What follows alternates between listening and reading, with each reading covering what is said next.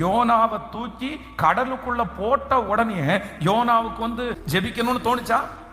கப்பலுக்குள்ளே இருக்கும்போது அத்தனை பேரும் அவங்க கடவுளை நோக்கி கூப்பிடுறாங்க, அவங்க ஜெபம் பண்ணிட்டு இருக்கிறாங்க. ஆனா இந்த மனுஷனை பார்த்து, எப்பா நாங்க இத்தனை பேரும் வந்து ஜெபம் பண்ணிட்டு இருக்கிறோமே, நாங்க மூழ்க போறோம்ன்றதுக்காக பயப்பட்டு எங்க கடவுளை கூப்பிடுறோமே, நீ என்ன பண்றேன்னு கேட்டா அவன் என்ன பண்ணிட்டான்? யோனா என்ன பண்ணிட்டான்?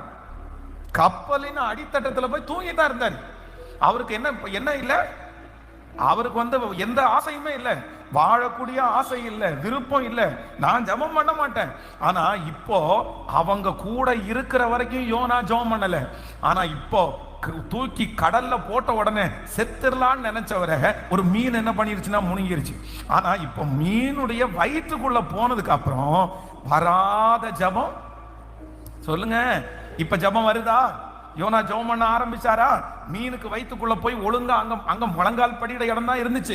முழங்கால் படிட்டு கடற்பாசி என் தலையில சுத்துது, என்ன மன்னிச்சிருங்க, நான் இனி ஒழுங்கா வாழ்றேன் அப்படின்னு நினைச்சு அந்த ஜெபம். அப்போ ஆண்டவருடைய பிள்ளைகளே, சில யோனாக்களை நம்ம கடல்ல தூக்கி போடாம மீனும் ஒழுங்காது, அவங்க ஜெபமும் பண்ண மாட்டாங்க.